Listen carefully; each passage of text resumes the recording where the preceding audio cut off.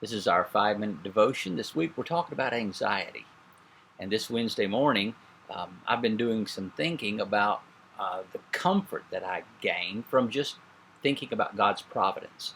The most basic and layman definition of God's providence would be God's care for His children, God's oversight of His sheep.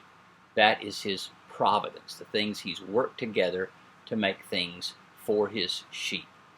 And as I think about that comfort of God's providence is mixed with the reality that sometimes God's providence brings me pain. That's not pleasant. It's not good when I think of it in that aspect. So I've got the providence of God, which gives me comfort. God's got everything under control, taking care of His sheep. And sometimes taking care of His sheep means that His sheep are going to have pain. And looking forward to the experience of pain doesn't bring me joy.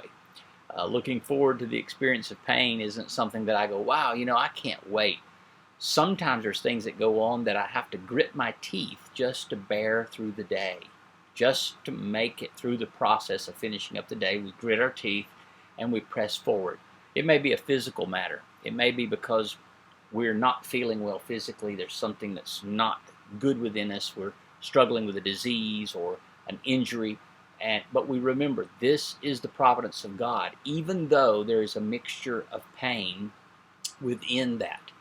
There are afflictions that are going to test each of us. They're going to test our limits, our endurance even. Some things test us to how far we can go. Some things test us to the distance that we can go in dealing with them. I've known people that have suffered through maladies that have taken years to get through, and I feel for them. I know folks that have suffered with things that were just immediate tragedies, and it seems so difficult to get through them.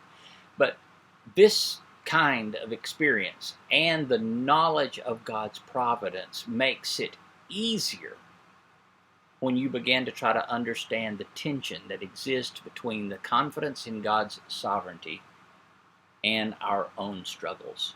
So you've got God's sovereignty and you've got our struggles. And how do those things work together? Well, Romans 8:28 is one of those verses that if you don't go to this verse very often, then you must have a smooth life or you care little for what God has to say, because honestly, this verse is a fantastic reminder of God's sovereignty. And it reminds us basically that all things work together for good to them who are the called. Those who are the called, according, the scripture reminds us, to His purpose. To His purpose. And that purpose being His glory and our good. All things work together for that. But it's for those who love God. And so I try to remind myself when I'm going through these troubled times that all things work together for good. For who? To them who love God. And they work according to God's purpose. And that is a relief. Now, the text doesn't say that everything that happens to us is going to be in and of itself a good thing. That's not what the text proclaims. So for a Christian to blindly go into life knowing that or imagining that there's not ever going to be anything that brings me pain would really be quite foolish. As I try to live out the daily travails that go on, and there are days that there's hardly any travails whatsoever, but there are days that sometimes there's things that are heavy. I try to remind myself it's easy for me to believe in God, and it's easy to believe in God's providence when things are going really well.